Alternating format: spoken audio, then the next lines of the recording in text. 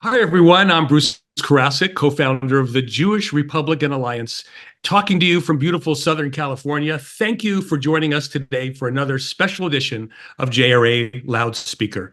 You can now listen to JRA Loudspeaker on Apple Podcasts, on Spotify Podcasts, or watch us on YouTube. We are so happy to welcome back Wayne Allyn Root to our show. We'll be speaking with Wayne in just a few minutes, but first, as of the date of this podcast, we're only about 40 days away from Election Day. Early voting has begun in many states. It is very clear to me that America is being tested. Our country has been tested many times before throughout our history, starting with the Declaration of Independence in 1776, the Revolutionary War that followed. We were victorious despite overwhelming odds and against us, defeating one of the most powerful countries in the world. We were then tested to see if we could create a constitution and self-govern, and we did.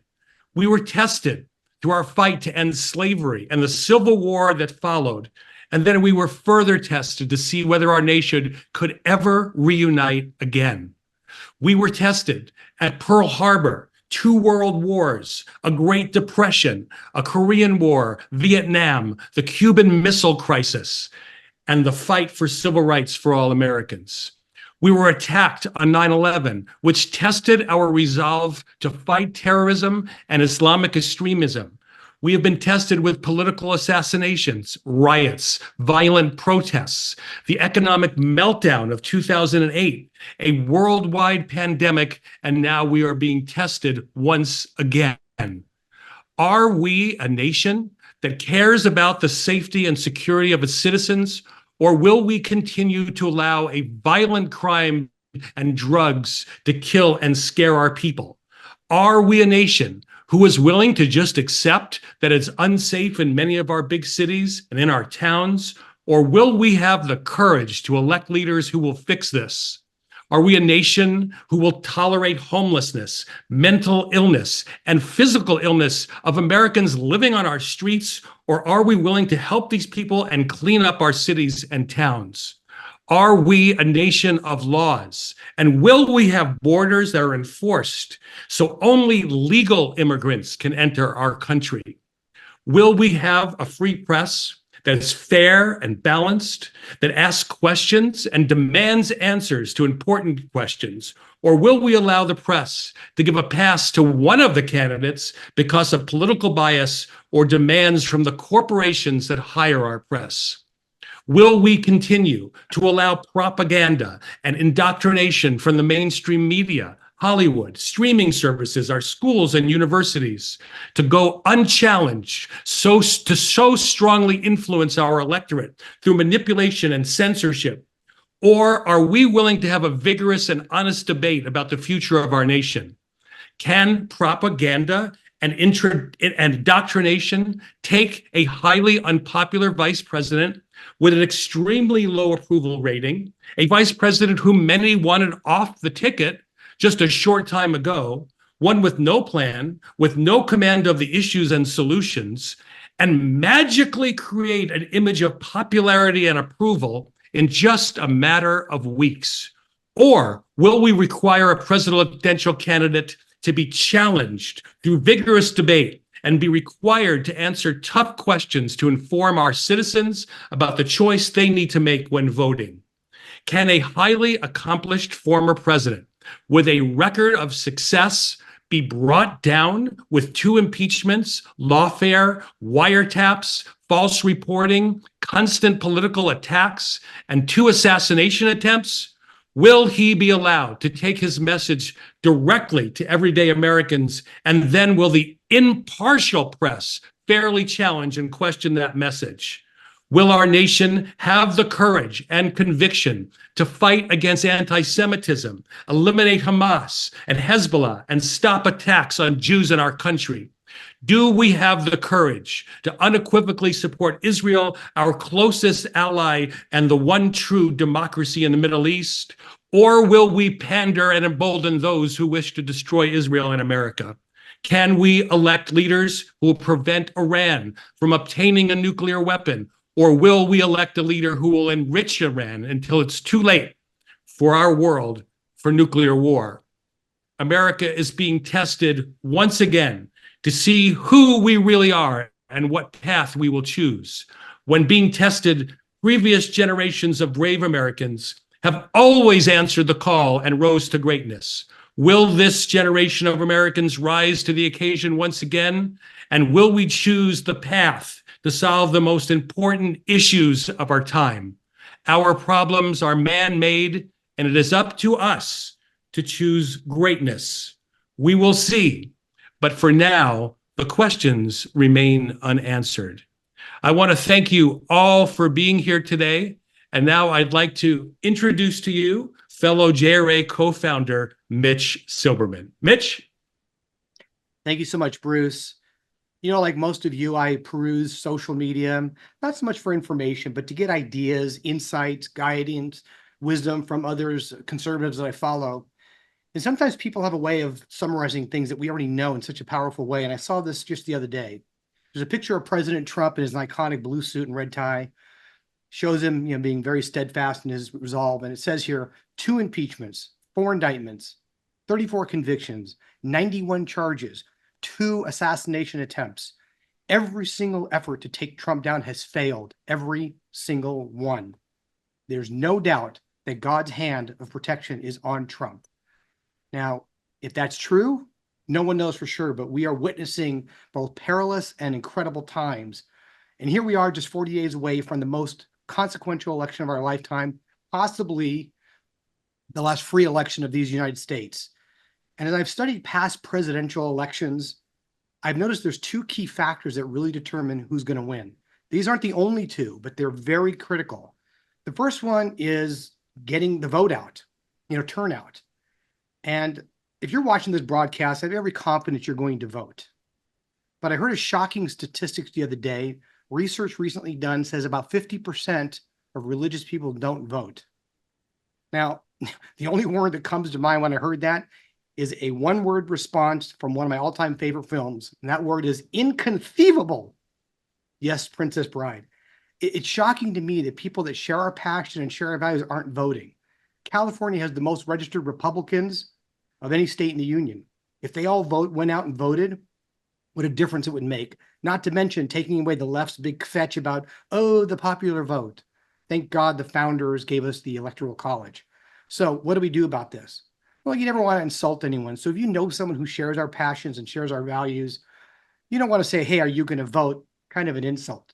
But you can say, I heard there's a shocking statistic that a huge percentage of religious people don't vote. Just want to make sure you're voting. Maybe you encourage others in your community, your sphere of influence, your family. Just make sure you all vote.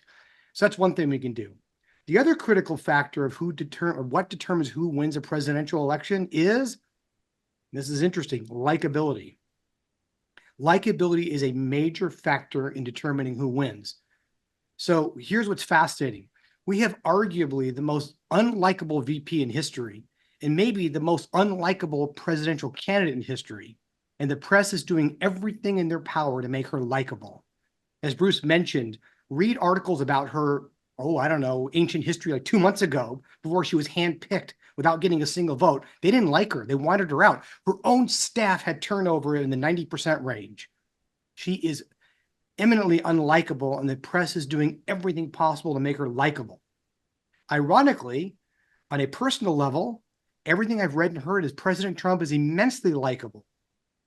I've heard stories about his generosity, his kindness, his thoughtfulness. What impacts me the most is the ones that his biggest raving fans seem to be his lower level employees that have actually met him.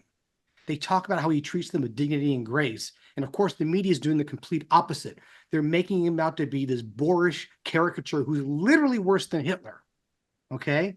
So what can we do about it? Well, I would encourage you to do your own homework and look up the stories about President Trump, the humane side of him, whether it's the way he helped out Jennifer Hudson when 2 of her family members were murdered, whether it's about paying off someone's mortgage because they showed him some kindness. He did just something the other day with a grocery store. Find those stories and listen, don't share them with people on the left. You know why? They would vote for Yasser Arafat if he was on the Democratic ticket. Don't waste your time. But For people who are undecided, and again, that to me is inconceivable. How could you possibly be undecided at this point? I mean, right now it's capitalism versus communism, freedom versus tyranny, an amazing track record of success versus a track record of wreckage. But to the extent those undecideds are out there, share with them. Say, I don't know if you know the human part of President Trump. Do you know that he did this? He did that. Just kind of drip on them a little bit so they see the likable side of him. And I'll leave you this one thought, this one analogy.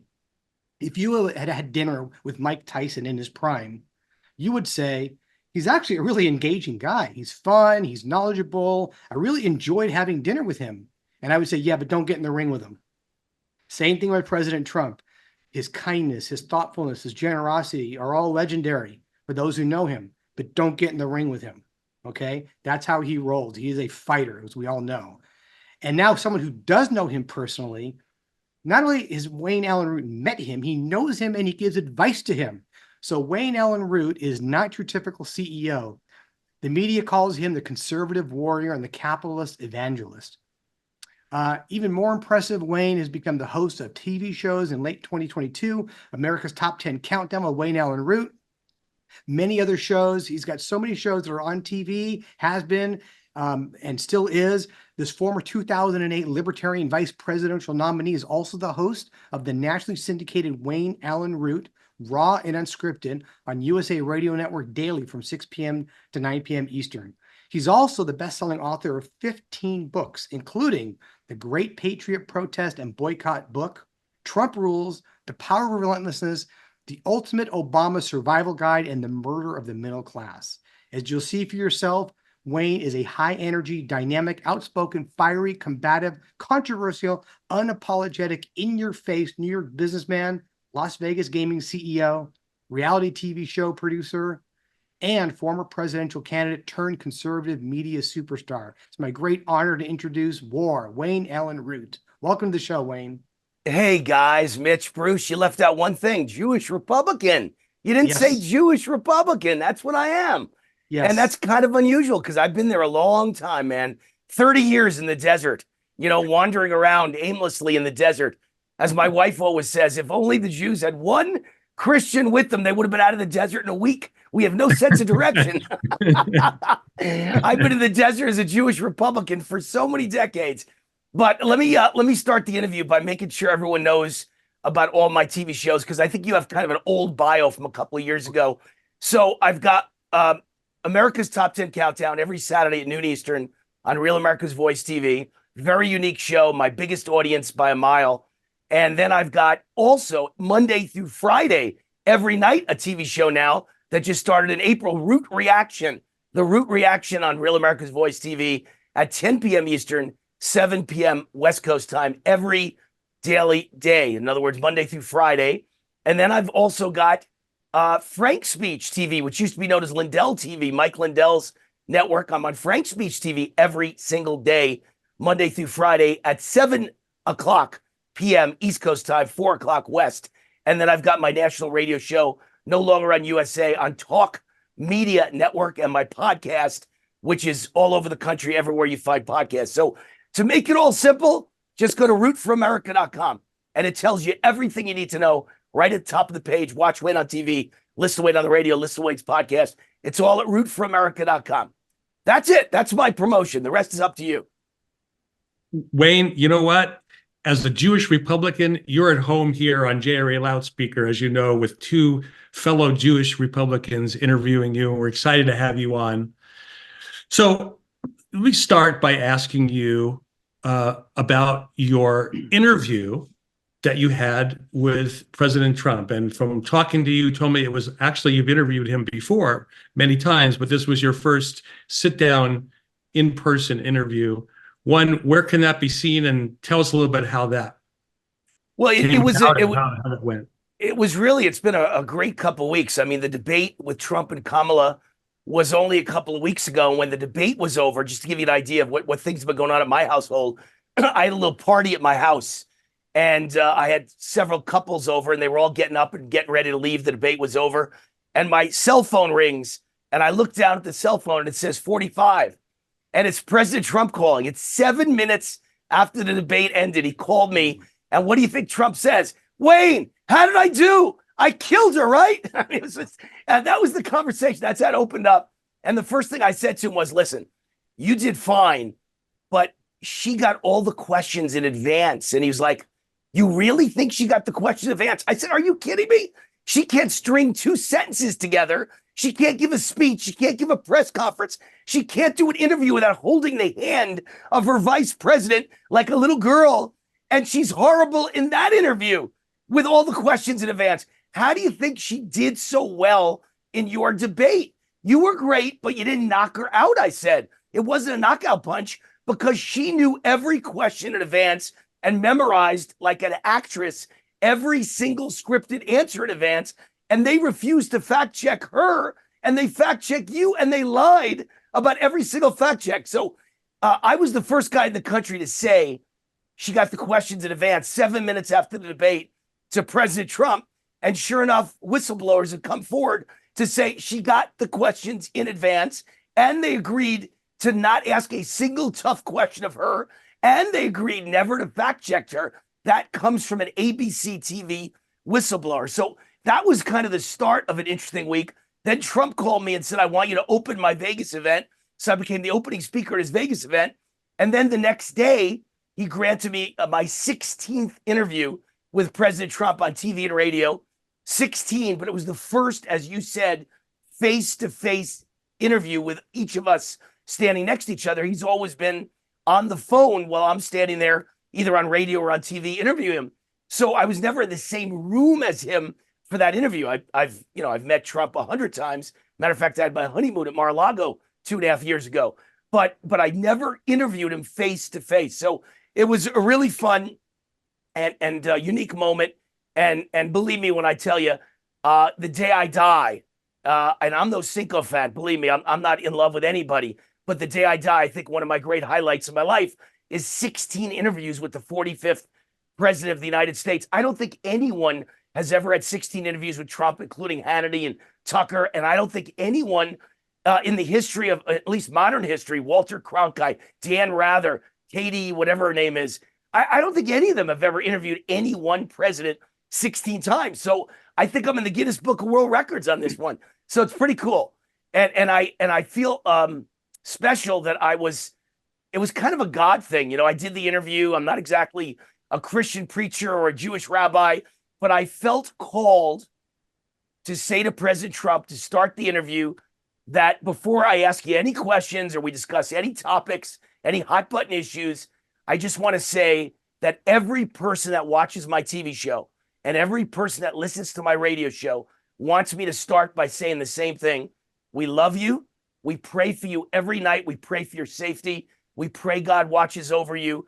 And we appreciate everything you've done for us, including 4 years as president without ever taking a salary and including taking a bullet for us and almost dying for us. And I did that. And then during the interview, he said that famous slide about illegal immigration. He said that slide saved my life because I turned my head and I said, no, President Trump, can I correct a president? Is that okay? He said, yeah, you correct me. Why? I said, that slide didn't save your life. God saved your life. And then I ended the interview by saying, we all say a prayer over you every single night. Please, God, take care of President Trump. Well, the next day, the second assassination attempt, I did the last interview in his hotel suite in the Trump Hotel in Las Vegas, Trump International. I did the last interview before a second assassination attempt. God forbid that man had been successful and that evil had ruled the world. I feel great that I said those prayers and offered that protection over him. So I felt called to do that, guys. I don't know why. I'm not exactly the most religious guy in the world, but I really felt a need to tell him we pray for him every night. And the next day, again, an assassination attempt was thwarted, I think, again, by God. Miracle after miracle has saved this man's life. A lot of people are praying for him. Wayne, that's just absolutely remarkable. Fantastic. And I do pray for him and his safety every night as well. You know, you mentioned the debate, and it's pretty amazing. 7 minutes later, he's calling you. That's quite a testament to what he thinks of you. My assessment is real simple. It was 3 against 1. She deserves an Emmy for her acting performance. And he unfortunately looked defensive and angry. So, again, it goes back to my speech. Anyone who's voting for Trump didn't change their mind. Anyone that's voting for her didn't change their mind. This mythical undecided, did that debate shift anyone in the undecided category? And I want to couple that with the betting that's going on the race, because I know you're intimately involved. So please talk to that about that a little bit. Well, let me start by kind of unpacking two things you said. First, you said that she was an actress, and I mentioned that as well. The proof of that is that coming up in about, I think it's 3 weeks or so, is the Al Smith Catholic dinner in New York City. Right. And she turned it down. She's the second candidate to turn it down in a century. And the last one was Walter Mondale, who lost in a 49-state landslide. No Catholic is going to be voting for her after she turns down the Al Smith dinner. And don't forget, they targeted Catholics, the Democrat Party, religious Catholics at church. They've put pro-lifers in prison for 5 years for praying peacefully instead of in front of an abortion clinic. I don't see how any Catholic in America could possibly vote for this team of Kamala and Walz. But now that she turned down the Al Smith dinner, she's dead in the water. She's ruined her, in my opinion, she's ruined her chances of getting Catholic votes. Why do I bring that up? Well, why do you think she turned it down? Because it's not something where she would know in advance what they're going to say to her or how she's going to be received. I'm sure she would have been booed by some people, and she didn't want to take that chance. Her team won't let her out. She's in the witness protection program. So obviously what happened that night at that debate was very strange and not like her real personality. She is horrible on the stump. She's horrible with Q&A. She can't answer a question. She was awful 2 days ago or yesterday in an MSNBC interview. She was awful. She has no answers. But that night she had every answer memorized in order, not just the questions in advance, in order. Number two, I'm the only guy in America, I believe, who said Trump won the debate. I think everyone agreed he lost the debate. I said, no, you guys don't understand what debates are about. Debates have nothing to do with who is better or who is worse, because 2 days later, everybody's forgotten who was better and who was worse. It has to do with what's memorable. And he had the memorable line of the night. They tried to humiliate him and mock him when he said that Haitian immigrants are killing dogs and cats and eating them. But that's all anybody has talked about for 2 weeks.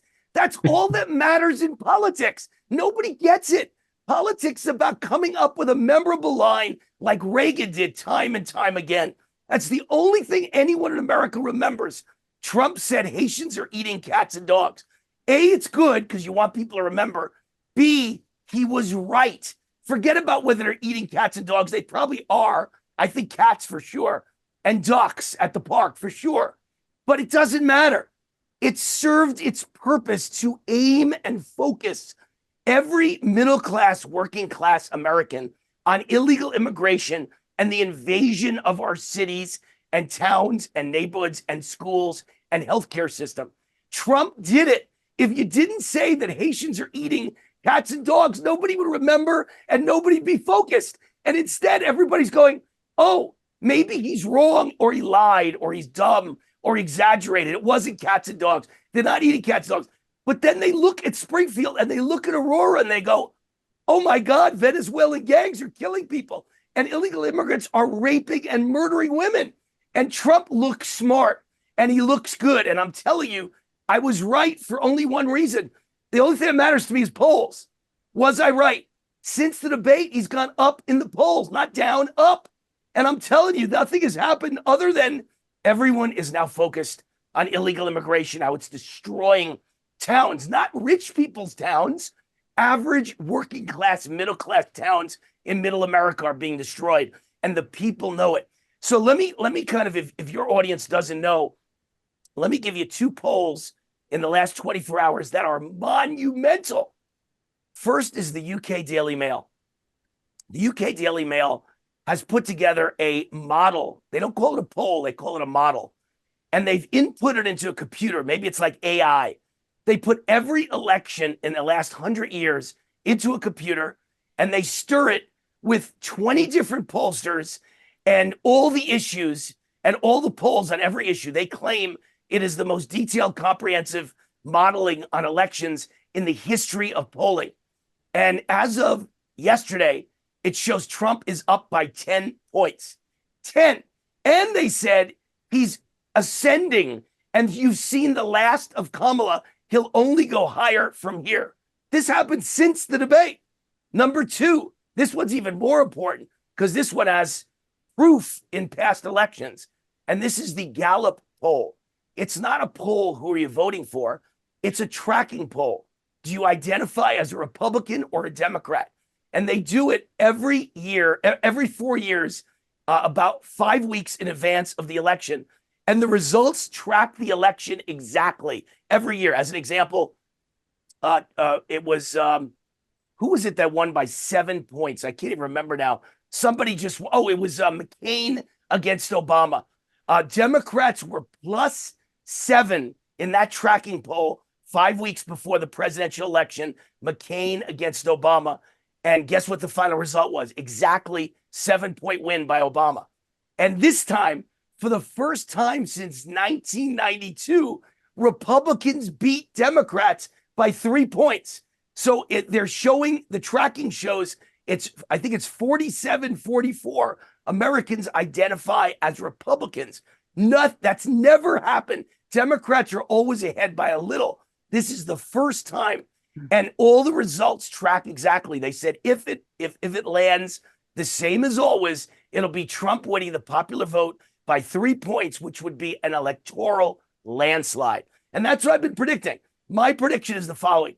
And I made the biggest bet of my life, by the way. You know, I'm a big bettor on sports. This is the biggest bet I've ever made in my life on Trump winning the election with British sports books. And I believe it tracks exactly with Jimmy Carter, Ronald Reagan. They were tied in August. They were tied in September. And on election day, Reagan won by a landslide because everybody said, throw everything else out. Throw out whether you like this person or don't like that person. Can I live with 4 more years of Jimmy Carter? No. Can I live with gas lines? Can I live with inflation? It's the same election. It's 4 more years of this inflation and open borders. Nobody wants to live with it. It doesn't matter what they agree or disagree on individual issues. In the end, they're all going to walk in that voting booth and they're going to say, am I better off now than 4 years ago? No. Can I live with 4 more years this? No. Can America survive 4 more years of this crappy economy, raging inflation, and open borders, foreign invasion? No. Could my kids get raped and murdered by these illegal immigrants? Yes. So forget about whether dogs or cats are being eaten. The real story is we're being overrun and our lives are all in danger. And I'm a dog fan, so I'm worried about the dogs too. But I'm more worried about mothers and daughters and wives than I am about dogs and cats. And I think that was what the point that Trump got across by making an outrageous statement. So I think he did great in the debate because of that. Well, Wayne, you've raised some really optimistic and great points. And I think there are a lot of underlying factors that are not showing up in these polls that potentially could lead to the result that you talked about. What I am concerned about is when we had the Reagan-Carter election and all elections prior to the last one, they weren't stealing. We did have a voting booth. Right. We did have Right. an election day. Right. And she is now looking to hide the football because she knows that people are already voting. We have unsolicited mail-in ballots going out to people. We have outdated voter rolls. We have no signature verification. And we have no voter ID. So we don't know who these people are. They can recount these ballots over and over and over again and say, look, it matches. But you don't know, and we don't know who's really voting. It could be some person on a respirator that their family votes for. No, I agree. Or someone who moved out from college and they're now living in another state. Dad, you just fill out my ballot for me. And so there is no election day. And I think that is what they're counting for, as I call it, cheat by mail. Yeah, I mean, look, I don't disagree at all. It's exactly what I say. I mean, I used to write a column a week. Now I write 5 columns a week because I have a nightly TV show, The Root Reaction. So I like to open every show with a commentary. So now I spend 2 hours every morning writing a commentary. I would say 50% are about Trump and the issues and the polls and who's going to win, and 50% are about Democrats cheating and rigging and fixing. You know, like I've got a great buddy, my only friend, by the way. I hang out with people that are very high class. This guy went to prison for being the most prolific horse race fixer in the history of America. He fixed 1,500 horse races. Wow. And he went to prison 30 years ago, and he's out and he's reformed his life, and he's a good guy now, and he's one of my best friends, and I love him. But he's a brilliant, street smart guy who understands scams and cons. And he will tell you, he knows for a fact 2020 was stolen. He said, every single horse race scam I ever came up with, this is him talking, we'll call him Rich. Every scam Rich ever came up with in his life was better than the 2020 scam. He said it was so obvious. My scams, nobody could tell. Those scams in 2020, you know, stopping the vote with 6 states at 11 o'clock at night with Trump ahead by hundreds of thousands of votes in each state. And suddenly when you wake up in the morning, they've all figured out a way to make sure Trump loses. He said, that's so obvious. It was so clear it was stolen and it was fixed and it was rigged. And him and I both believe this race will be fixed and rigged even worse than 2020. But I'll tell you why I'm still confident. I'm confident because if you look at the polls, as bad as some of them are, a lot of them oversample Democrats, it doesn't matter. In 2016, Trump was never ahead in any poll, nationally or in any state that was questionable, battleground state or Democrat state. He was never ahead. In 2020, he was never ahead, ever. More than one poll, never 2 weeks in a row, and rarely ever. And this time, he's ahead in all the polls I think are credible. Matter of fact, this morning, Rasmussen came out, one of the most credible, successful polls in modern history, always on the money. For the second week in a row, Trump is beating Kamala by 2 points in the popular vote. And we all know popular vote translates to an electoral landslide. If Republicans can win the popular vote at all, we win an electoral landslide. So Rasmussen, Trump winning. Look at Gallup, I just mentioned, tracking a big victory for Trump. Look at the UK Daily Mail winning. Look at Atlas, Trump winning. And look at Democracy Institute, which was the closest poll of 2020, tracked it exactly right. They show Trump up by 3. So Trump was never ahead in 16 or 20. That's what allowed Democrats to actually cheat and rig, because I think they can cheat about 5 points. And Trump was never ahead in any poll. And then when the actual vote comes in, he always outperforms it, because Trump voters do not want to answer the phone for a pollster or admit on a phone to a stranger they're voting for Trump.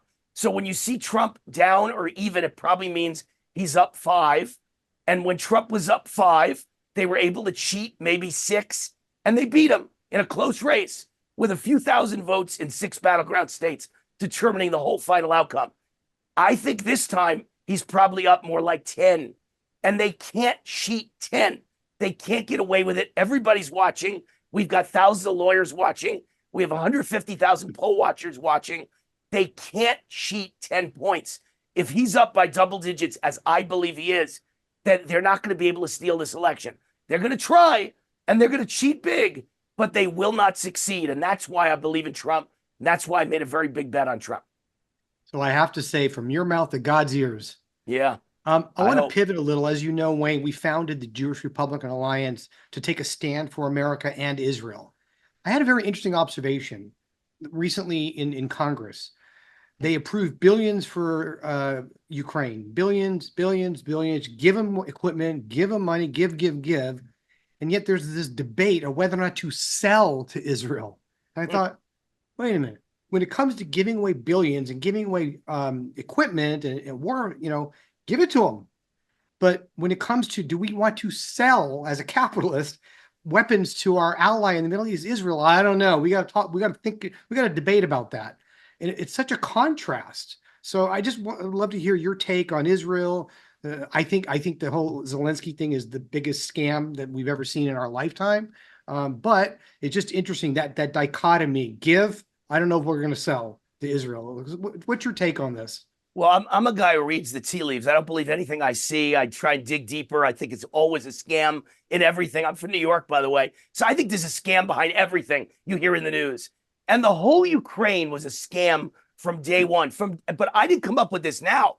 From the first day, I said the money, the loot that we're giving them is being divided in Ukraine and put in offshore accounts of the Biden crime family, the Obama crime family, the Clinton crime family, the Kerry crime family, the Pelosi crime family.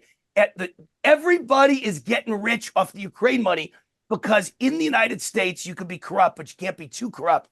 People are watching.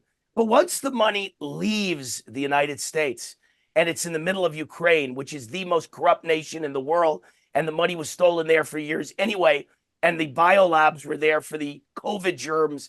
Everything bad happens in Ukraine. They are dirty, and their army wears Nazi patches, and they think they're Nazis, and we're giving them money. It's such a scam. But the money is divided overseas. Once it gets there, maybe it's out of every dollar, it's 20 cents goes to Zelensky's offshore account, and 20 cents goes to Biden's offshore account, and 10 cents goes to this guy, and 5 to this guy. And of course, the Nazi generals in Ukraine get their piece. Everybody's ripping off the United States taxpayer in Ukraine. So that's a joke. And it ends the day Trump gets reelected. There's no more money for Ukraine. And they know that. And that's why they brought Zelensky to the United States to campaign for Kamala Harris and Tim Walz just 48 hours ago, which is the most incredible example of foreign election interference I've ever seen in my life. And the most incredible example of fraud and conflict of interest. Because if one party is giving you billions of dollars and the other party says, I don't want to give you anything anymore, and you come campaign for the party that's giving you billions, it isn't because they're the better choice. It's because you're getting rich off that party. So this is all scandal and corruption. It's all dirty. Look at the mayor of New York, Adams, indicted. Look at the judge in New York 2 days ago. A guy who just looked like your typical, straight arrow. He was a former judge and a former prosecutor. The FBI showed up at his property to arrest him for corruption. He got in a shootout with the FBI and then put a gun in his mouth and blew his own brains out. And the average person goes, first of all, the average person doesn't even hear the story. Second of all, if they heard the story, they go, shocking. Wayne Root. I go, shocking? No, that's not shocking. I think all the judges are on the take. I think all the politicians are on the take. I think the Mexican drug cartel owns the entire Democrat Party. I think China owns the entire Democrat Party. I think China owns most of the rhinos who don't like Trump in the Republican Party. So I think they're all on the take. That explains why our country's being destroyed and our country's being given away. What kind of a suicidal maniac would believe in open borders? What kind of a suicidal maniac would actually say out loud, I want not only every illegal to come in, be a citizen, and get free health care while I take away private insurance from the average American, but I want every transgender illegal to come into the country and get free sex change operations paid for by the American taxpayer. Who would say that if you were not either mentally disturbed or simply on the payroll of the Mexican drug cartel and China, who, by the way, needs an open border because they make all the fentanyl, make all the money on fentanyl. So they are all on the take. The Democrat Party, the governors of blue states, they're all the senators, the congressmen, making sure they keep stalling and stalling and stalling for decades now. Nobody will ever secure the border. And that's because they're making money off the open border. The Mexican drug cartel makes billions a day. So they've got plenty of money to hand out in offshore bank accounts to Democrat politicians and a few rhinos and all the sheriffs on the border. I'm telling you, they're all paid off. And their goal is to keep the drugs flowing and to keep the human trafficking flowing and to keep the sex trafficking flowing and to keep the pedophilia flowing. And that's what's destroying our country. And there's one man who can't be bribed and who stands against it. And his name is Trump. And so I think you'd have to be crazy not to like Trump and support Trump. That's all I'll say. Well, Wayne, you raised some great points. I think, and see if you agree, there are 3 or 4 issues that I think the Harris campaign has really botched, which could be her downfall. One is she just came out, I think it was last week, and said she favors ending the filibuster, the 60-vote rule in the Senate on abortion. And by doing that, Manchin from West Virginia and Sinema from Arizona, both senators, he lost them. They basically said, you're crazy, because the next guy could come in and say, we're banning all abortions, and that's the end of our democracy. Right. That's one thing. The second thing she did was she blew it with the Teamsters. She blew it. Trump was brilliant. He had the head of the Teamsters speak at the convention. He courted him. And for the first time since, I think, the 1980s, the Teamsters have not supported a Democrat. And apparently she's down 2-1, like 60-30 from the Teamsters. The third thing was they're totally ignoring and disrespecting the Gold Star families who had innocent kids that were there defending America, who didn't have to die. And instead of taking responsibility, instead of being there to comfort them and to help them, they ignored them. And that is unforgivable. And I think those 3 things, I think, could potentially really influence if there are any independent voters. What say you? Yeah, I mean, no question. But I mean, look, I'm going to circle back around to the abortion, because I have a lot to say about the abortion issue. But I want to say, look, they're all important issues. There's a million important issues. To me, the whole election comes down to inflation, and then the border. And the reason I say inflation is because, remember back to 3rd grade, we all had, what was it called? In 3rd grade, you had that event where you come in and you see your parents come in and they give a presentation, and people don't believe that your father is a military hero or a police hero. They think you're exaggerating. They make fun of you. They laugh at you. And then your father comes in front of the class, and he's wearing 26 awards, and he's got a gun, and he's got a badge, and he looks like a god. And you just go, wow, you told the truth. Because in the end, people only believe it when they see it. They've got to see it to believe it. And people can't see the border, even though they're starting to see a little, because a lot of people are getting raped and murdered. And so they're seeing a few examples of that. And they see the cities being overrun in Aurora and Springfield, Ohio. So they're seeing more and more of it. But in the end, show and tell. That's the name I was looking for. Show and tell. In 3rd grade, you have show and tell. So you show somebody, and that proves it. They believe it. Missouri is the show me state. You show me, and I'll believe it. You may not see the border. You don't live across from the border. But you can see inflation in your paycheck. You could see it in your bank account. You could see it in your wallet. You could see it in your pocketbook. Everybody knows what's happening when they go to the supermarket, when they go to dinner, when they go to a fast food restaurant, when they get their energy bill, their electric bill. And they see it when they get their insurance bill. I don't know about you guys, but all over the country, and I'm sure in California especially, home insurance is going through the roof. Car insurance going through the roof. It's insanity. And I'm, a lot of things I recommend to President Trump, he does. As you mentioned at the start of this show, I was the guy who invented the idea of no tax on Social Security.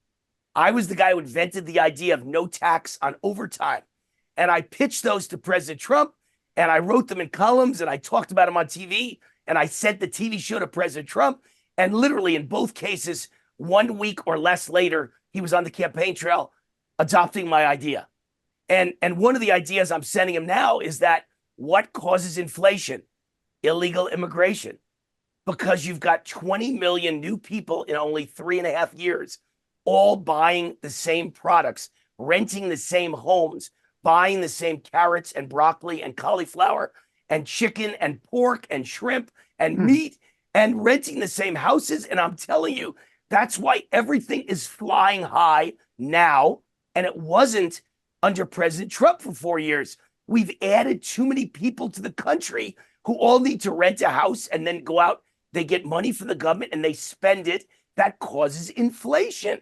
That's the reason we've got inflation. You notice under Trump, there was none. So he needs to start talking about not just inflation and open borders and illegal immigration, but tie them together. Because I got this idea from a fan of mine who lives in Oklahoma, and he sent me a letter. He said, Wayne, I live in a small town you've never heard of. You know, guys like us, we're from cities, big cities. We don't know about little towns in Oklahoma with a name I've never heard of. He said, I got 4 kids, 3 of them live at home because they're grown up, they're out of school, they live at home with me because they can't afford rent. And the 4th one only can afford rent because him and his wife both work long hours. And on a tiny little house in a tiny little town, the rent is still so much that they feel like they're drowning. He said, Wayne, the reason it's so bad is there are 20,000 illegals in my county who are shipped here to work at plants. And they're working in the plants and they're all renting houses with government money. And the landlords have jacked the prices up. So Americans can't afford to rent in small towns like this city in Oklahoma. So that's where I realized inflation is about illegal immigration. And President Trump should tie those two together and start talking about it. Now, let me get back to your abortion question. Listen, I think Trump is brilliant. And I give him a lot of good ideas. One of the ideas that I was pitching hard for the last year is that the GOP wins on the economy, on inflation, on crime, on open borders, on illegal immigration, on green energy. We win all of that by a mile. And on trust of World War III. Who do you trust? Trump to keep us out of World War III or the Democrats that are getting in World War III? But on every poll, we lose by a landslide on abortion. We need to get rid of the damn issue. So I told Trump, make the Supreme Court did it for you. It's not a federal issue anymore. It's a state issue. It's not part of this campaign. So Trump does it. And he says, it's not an issue. I'm not going to discuss it. I'm not going to be involved in it. I don't believe in a national ban. We should handle it on a state and local basis. And that should be it. But it's the only issue Democrats win with. So Democrats run ads 24 hours a day in Nevada. You guys probably don't see them in California because, you know, it's a Democrat state and they don't need to run ads all day. Every single ad in between, you know, an ad in the shows I like, there might be 5 ads. 1 is a Trump ad and 4 are Kamala ads. She's got 4 ads for everyone. And every ad is about abortion, abortion, abortion, abortion. He got rid of the issue and they make believe he didn't get rid of the issue. They won't accept that Trump threw out the issue. They refuse to accept that fact because they have nothing else to run on. My opinion is the Republican Party, abortion should be treated like gay marriage. Everybody hated gay marriage. Oh my God, it'll ruin America. It's the worst thing in the world. And I kept saying, who cares if a gay guy wants to get married to a gay guy? Let him get married. It doesn't affect my life. And the issue was accepted by the American people. And now nobody discusses it. And gay marriage is here to stay. And it's not ever discussed in any debate ever again. And that's the way abortion should be. We are against late-term abortion. I am against any late-term abortion. I am against abortion on demand. I'm against abortion to the moment of birth. Other than that, it's a state issue, and I believe in 3 exceptions. End of story. I won't discuss it ever again. That's what the answer needs to be at every debate. And I think we continue to win every evangelical vote because I just said I'm against late-term abortion, and I'm against abortion on demand, and I'm against abortion to the last minute of birth, and I want parents to be notified. All those things that are reasonable and common sense. But other than that, if a state wants to make it 15 weeks, 20 weeks, it's none of my business, and I'm out of it. And I believe in the 3 exceptions. And what's an evangelical going to do? They're going to vote for a Democrat who believes on abortion till the moment of birth in the 9th month on the 36th week. And they're going to vote against capitalism and against the American economy and for open borders. So that's the way to keep the religious vote and the evangelical vote, but also stop women from focusing on one issue, and that's the issue that beats us every single time if we lose. You're so right, Wayne. They have three issues they run on: fear, lies, and abortion. That is really summarize it. You know, I want to talk about something that you said. I live in the great state of Tennessee. I love freedom, y'all. I moved here 2 years ago. And but I visit California a lot, and I visit Oregon quite a bit because my kids went there, college. And something that I've been doing, because you bring up great points about why he should win, why he's had double digits, probably higher. But the big concern I have is people don't seem to be able to tie everything together. They don't see the cause and effect. So when I go to California and I eat out a lot, I always leave a nice big tip, and I write on the receipt in all caps, vote for Trump, no tax on tips. Right. I do it in California every time. I do it in Oregon when I'm there. Drives my kids crazy, but I don't care. And the reason I do that is because I want these young servers to say, is this true? Is this guy, this guy left me a big tip. And they don't know. True? Because then they'll start saying, I want them to see the cause and effect of what it means to either not vote or to vote Democrat. So I'm hoping that is one way to get people to see, to tie all the, the knots, tie everything together. Can I give you a little brag there? Because Muhammad Ali said it ain't bragging if you can back it up. That's my idea too they are using. I was the guy who invented that idea. Trump invented no tax on tips, not me. But the next day I texted Trump and I said, here's the problem. No one knows you say it if they don't tune into your rallies. You're not saying it anywhere but in rallies. And I said, we got to get the message out. So why don't you tell all of the 70, 80 million people that are going to vote for you to start writing it on their bills at restaurants, no tax on tips, vote Trump. I started that entire thing. That was my baby too. So look, I have very few successes in life, except I'm an idea man. That's the one thing I take credit for. I've had great ideas all my life, and it's up to other people to carry them out.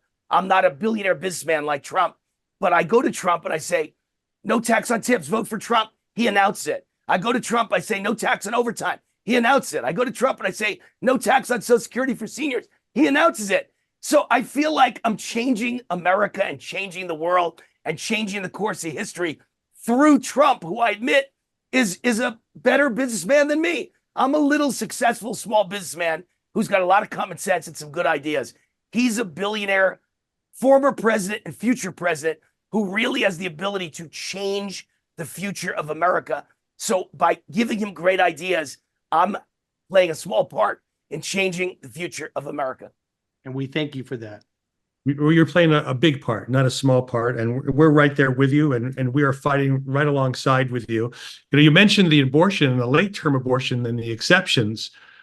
What bothered me during the debate is Kamala Harris lied right into the camera, smirked at Trump, and said, there are no late-term abortions like that happening in America. You're crazy. And she gave like that look like he's nuts kind of thing.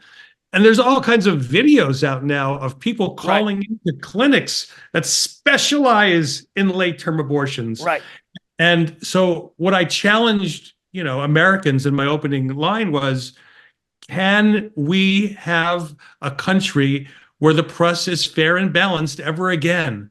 Or are we just going to accept that that's just the way it is? They'll never hear the truth until it's too late. Well, you want to hear a wild story? It's not only that there are late-term abortions and they happen all the time.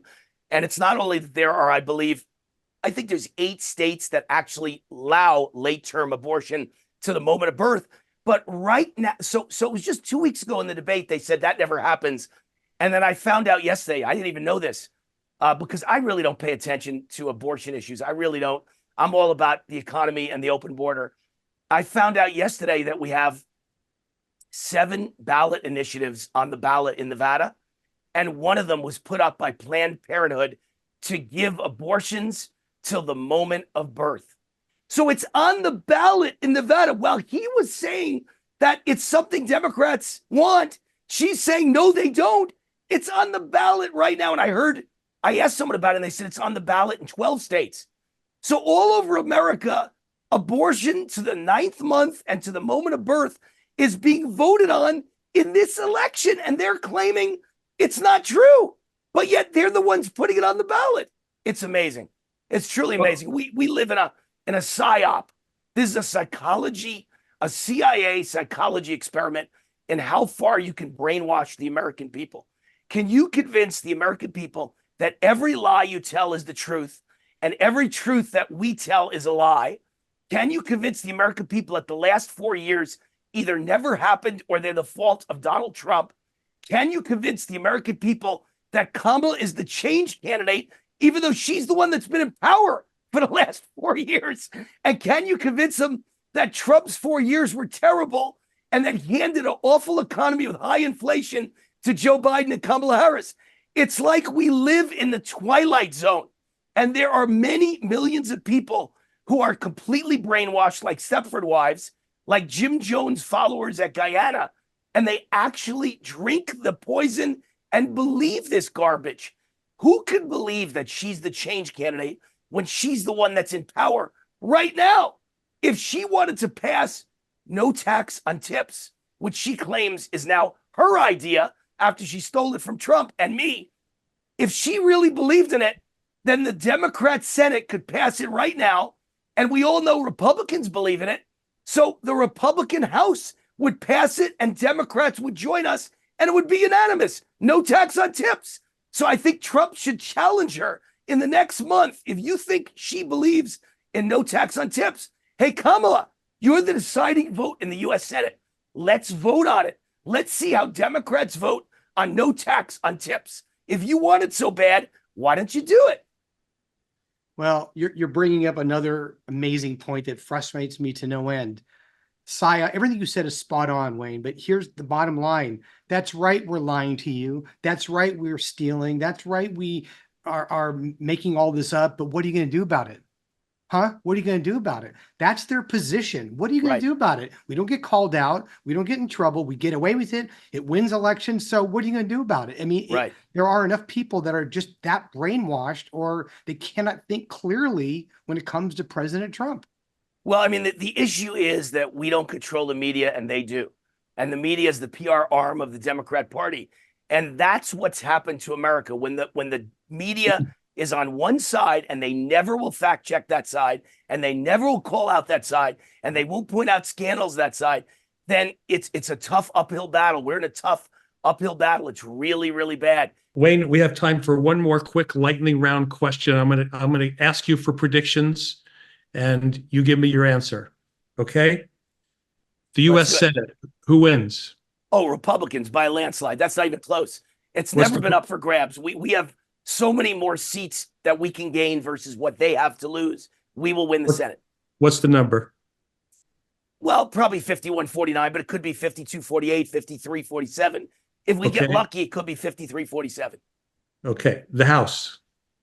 I think we'll squeak it out, but it's going to be a very close win or a very close loss, only because I think Johnson's the worst majority leader. He is awful. Speaker of the House. He is awful. He's probably worse than McCarthy. He's probably equal to Paul Ryan and John Boehner.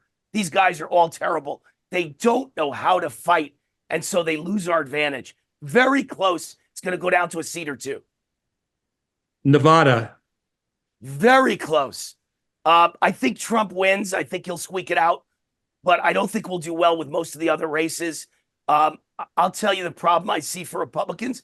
We have no money. The ads on TV are like 20-1 for Democrats. For the U.S. Senate race, it's not even 20-1. I think it's 50-1. Without money, you can't win. So I think Trump squeaks out Nevada. I don't know if he has the coattails to bring anyone else with him. Arizona. I think we win Arizona. I think we'll be okay in Arizona. Michigan. Very tough. Some of these will go either way, but I think in the end, Trump squeaks out Michigan, probably loses Wisconsin by a little bit. I think he's definitely going to win Georgia. He will definitely win North Carolina. And then the only one that really matters, the whole ball of wax, is Pennsylvania. And I know he will win Pennsylvania. What I don't know is if the final score will show he won. Just like last time, he was up by 800,000 on election night. 7 days later, he loses. And the attorney general at that time, now the governor, Josh Shapiro, one of our tribesmen, he said on election night, with Trump up 800,000 votes, I'll never forget, he said, not even a problem. A week from now, you'll see Trump loses. And I said, that man is corrupt. He knows that they've got millions of ballots just sitting around waiting to steal the election. And that's what I believe Josh Shapiro engineered 4 years ago. And I still worry that the same thing could happen this year. But the people are all with Trump. My fans are, so many of them are in Pennsylvania, in the suburbs and the rurals, in Allentown and places like that.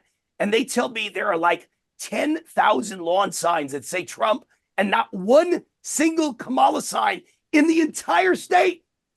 So we're going to win, but are we going to win? That's the question. I think we're going to win bigger than 2020. So instead of being up 800,000, he'll be up 1 million or 1,000,001. And I don't think they can cheat enough with everyone watching this time to overcome that lead. So I'll say Pennsylvania to Trump. And my final question, he got 306 in 2016. What does he get? I think he beats it. I'll go over.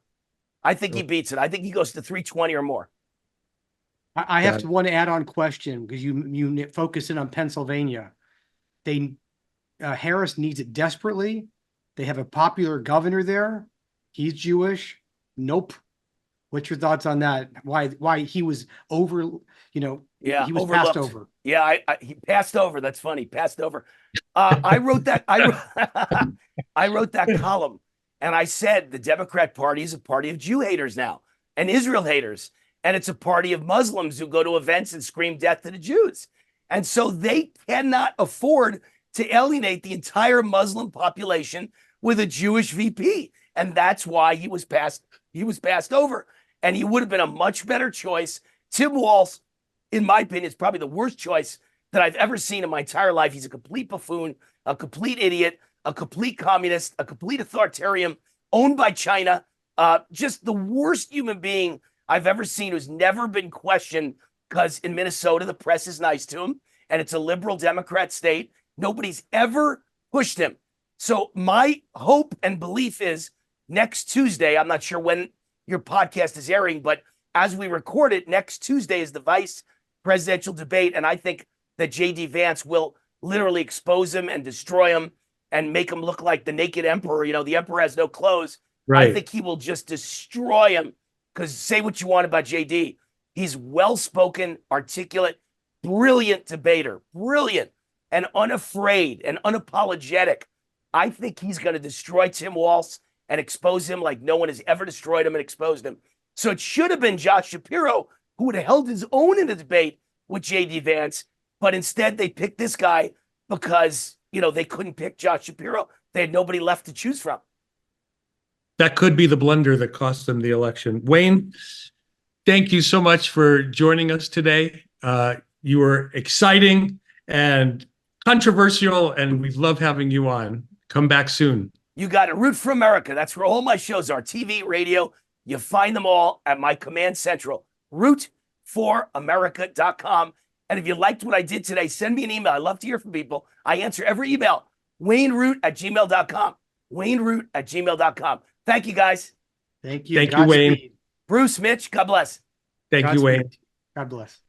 Ladies and gentlemen, our friends, thank you for joining us today.